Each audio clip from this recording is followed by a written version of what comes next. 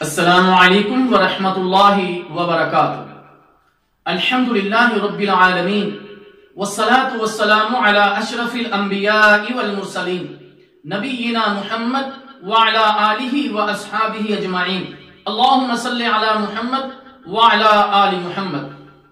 محترم سامعین کرام، آج کی گفتگو میں وضو توڑنے والی چیزیں، جن چیزوں سے وضو نہیں ٹوٹتا، دوران نماز وضو ٹوٹنے کا مسئلہ، ان چیزوں کو بیان کیا جائے گا۔ مندرجہ ذیل چیزوں سے وضو ٹوٹ جاتا ہے۔ نمبر 1، پیشاب و پخانہ سے، صحیح بخاری، ہوا خارج ہونے سے، صحیح بخاری، مدی نکلنے سے اور اس سے وضو سے پہلے استنجا بھی کرنا چاہیے، صحیح بخاری، استحاضہ سے یعنی وہ خون جو حیض کے علاوہ کسی بیماری کی وجہ سے آتا ہے، صحیح بخاری، شرمگاہ کو بغیر کپڑے کے ہاتھ لگانے سے، سنن ابن ماجہ۔ میرے محترم دوستو، بعض لوگ وضو کی حالت میں کپڑے تبدیل کرتے ہوئے خیال نہیں کرتے، لیکن ان کا ہاتھ شرمگاہ کو لگ جاتا ہے اور وہ بعد میں وضو نہیں کرتے۔ اسی طرح میرے محترم دوستو، بعض خواتین وضو کی حالت میں چھوٹے بچوں کو صاف کرتی ہیں، لیکن بعد میں وہ وضو نہیں کرتی، جبکہ ان کا ہاتھ چھوٹے بچوں کی شرمگاہ پر لگتا ہے، انہیں وضو کرنا چاہیے۔ بعض لوگ سمجھتے ہیں کہ برہنہ ہونے سے وضو ٹوٹ جاتا ہے، لیکن یہ کسی بھی حدیث سے ثابت نہیں۔ اسی طرح گہری نیند جو لیٹنے یا ٹیک لگانے کی صورت میں ہو، کیونکہ اس میں آدمی کے حواس قائم نہیں رہتے اور اسے ہوا خارج ہونے کا احساس بھی نہیں ہوتا، اور اسے یہ بھی علم نہیں ہوتا کہ اس کا ہاتھ اس کی شرمگاہ پر لگا ہے یا نہیں، صحیح بخاری۔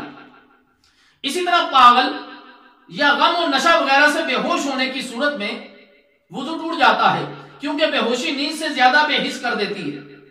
اسی طرح مرتد، دین اسلام سے خارج ہونے والا، کیونکہ اس کے تمام اسلامی عمل ختم ہو جاتے ہیں۔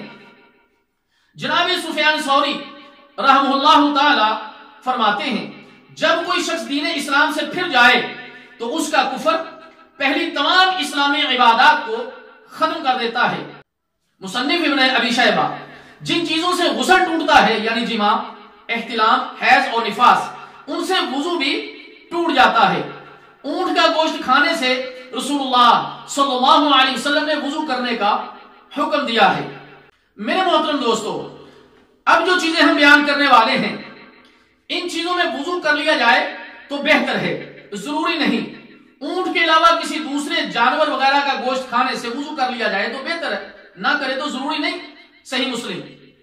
قے آنے سے وضو کر لے تو بہتر ہے، نہ کرے تو ضروری نہیں، سنن ترمذی۔ کسی میت کو اٹھانے سے، سنن ابی داؤد۔ اب جو چیزیں ہم بیان کرنے والے ہیں، ان میں کلی کر لی جائے تو کافی ہے۔ کوئی چیز کھانے کے بعد کلی کر لینا بہتر ہے، اگر نہ بھی کی جائے تو کوئی حرج نہیں، صحیح بخاری۔ دودھ اور چکنائی والی چیزیں پینے سے کلی کر لی جائے تو بہتر ہے، لیکن اگر کوئی نہ کرے تو ضروری نہیں، صحیح بخاری۔ اس کے بعد ہم وہ چیزیں بیان کرتے ہیں جن سے وضو نہیں ٹوٹتا۔ نکسیر پھوٹنے سے، قے آنے سے، کیونکہ جس روایت میں قے یا نکسیر سے وضو ٹوٹنے کا ذکر ہے وہ ضعیف ہے، بلوغ المرام، باب نواقض الوضو۔ معمولی نیند جس سے حواس بالکل ختم نہیں ہوتے، مثلا کھڑے یا بیٹھے، نیند آنے سے وضو نہیں ٹوٹتا، صحیح بخاری۔ حالت نماز میں ہوا خارج ہونے کا محض شک پڑنا، حالت نماز میں صرف شک کی بنیاد پر وضو نہیں ٹوٹتا، صحیح بخاری۔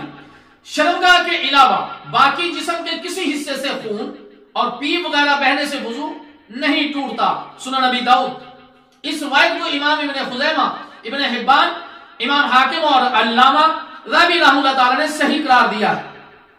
دوران نماز وضو ٹوٹنے کا مسئلہ۔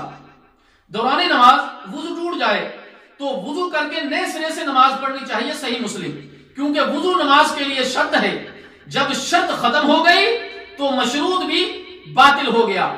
اگر آدمی باجماعت نماز ادا کر رہا ہو تو وہ بے وضو ہونے کی صورت میں اپنی ناک پر ہاتھ رکھے اور وضو کے لیے چلا جائے، سنن ابی داؤد، اور پھر دوبارہ اگر اس کو امام کے ساتھ نماز مل جاتی ہے تو جتنی ملی ہے وہ پڑھ لے اور جو اس کی باقی رہ گئی ہے اس کو وہ لوٹائے۔ اللہ تعالیٰ جل شانہ سے دعا ہے کہ اللہ تعالیٰ ہمیں ان مسائل کو سمجھنے کی اور عمل کرنے کی توفیق عطا فرمائے۔ والسلام علیکم ورحمۃ اللہ وبرکاتہ۔